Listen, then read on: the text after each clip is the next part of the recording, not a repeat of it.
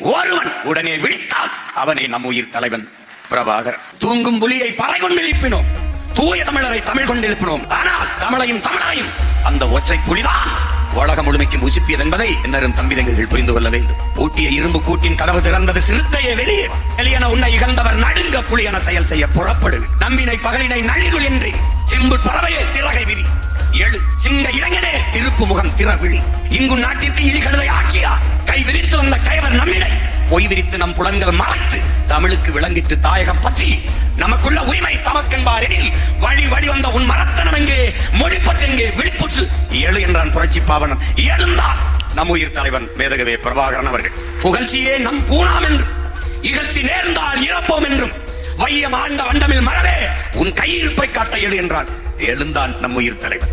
அவனோடு சேர்ந்து 50,000 மாவீரர்களும் எழுந்தார்கள், கிளர்ந்தார்கள். என்ன விடுதலை அரசியல் களத்தில், புரட்சி களத்தில் அவர்கள் அங்கே விதையாக விழுந்தார்கள்.